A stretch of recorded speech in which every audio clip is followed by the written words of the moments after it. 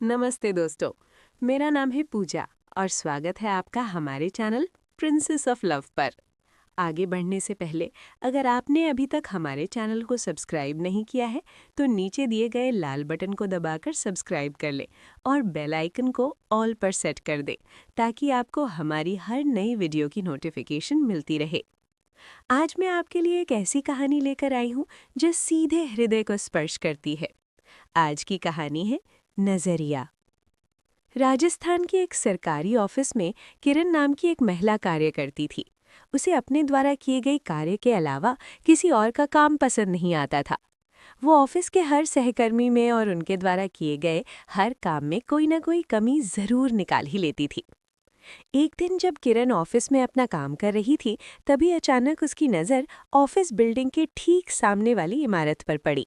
वहां एक महिला अपनी बालकनी में कपड़े सुखा रही थी। उसे देखते ही किरण ने अपने पास बैठे सहकर्मी से कहा, देखो तो ये महिला कितने गंदे कपड़े धोती है और इसका घर देखो कितना गंदा है और जो कपड़े इसने पहने हैं वे भी कितने मैले हैं। किरण के पास बैठे सहकर्मी ने हाँ में हाँ मिलाई और चुपचाप अपना काम करने लगा। अब तो ये रोज का सिलसिला बन गया।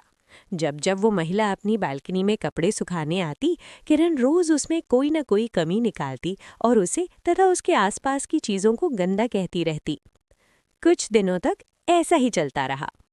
एक दिन जब किरण ऑफिस में बैठी उस महिला को ध्यान से देख रही थी, तभी अचानक ऑफिस का बॉस किरण के केबिन में आ गया। किरण को बॉस के आने का जरा भी एहसास नहीं हुआ, क्योंकि वो पूरी तरह उस महिला में बुराइयां ढूंढने में लगी हुई थी। ये देखकर बॉस ने उसे टोका, किरण, आप कहाँ देख रही हैं? क्या आपका मन अपने काम में नहीं लग रहा? बॉस की आवाज़ सुनते ही किरण चौंक गई। वो तुरंत अपनी सीट से उठी और बोली, कुछ नहीं सर, मैं तो बस सामने वाली बिल्डिंग की उस महिला को देख रही थी जो रोज़ गंदे कपड़े अपनी बालकनी में सुखाने आ जाती है। बॉस ने भी उस महिला, उसकी बिल्डिंग और उसके कपड़ों पर ध्यान से नजर डाली। तभी किरण फिर बोली, देखिए न सर, अपने काम के प्रति लोग कितने लापरवाह होते हैं। वो महिला जो भी कपड़े धोती है सब गंदे ही होते हैं। उसके कपड़े भी गंदे हैं और उसकी बिल्डिंग तो ऐसी लगती है जैसे बरसों से साफ ही न की गई हो। बॉस कुछ देर उस महिला को ध्यान से देखते रहे, फिर हल्के से मुस्कुरा दिए। किरण को ये देखकर थोड़ा अजीब लगा। उसे रहा नहीं गया और उसने पूछा, सर, आप इस महिला को देखकर मुस्कुरा क्यों रहे हैं?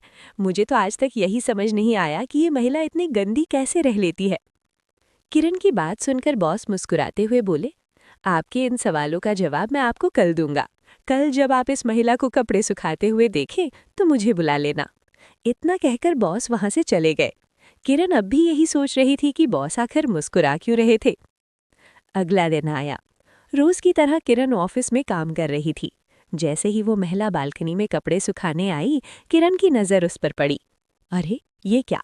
किरण अचानक चौंक गई। आज तो ये महिला कितने साफ कपड़े सुखा रही है। फिर किरण की नज़र उस महिला के पहने कपड़ों और उसकी बिल्डिंग पर गई।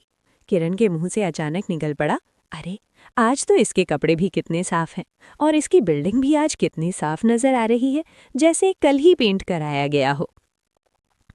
उसने तुरंत अपने बॉस को बुलाया और आश्चर्य से बोली, सर, आप आज मेरे सवाल का जवाब देने वाले थे, लेकिन आज तो सब कुछ साफ दिखाई दे रहा है। आखिर ये कैसे हुआ? बॉस मुस्कुराए और बोले, ये महिला रोज साफ कपड़े ही सुखाती है। इसके कपड़े कभी गंदे नहीं होते और इसकी बिल्डिंग पर भी काफ़ी समय से नया पेंट ही है।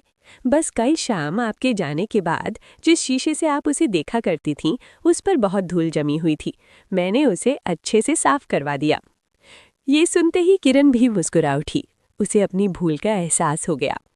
दोस्तों, हो सकता है इस कहानी का अंत पढ़कर आपके चेहरे पर भी मुस्कान आ गई हो, लेकिन ये प्रेरणा कहानी हमें एक बहुत बड़ा संदेश देती है।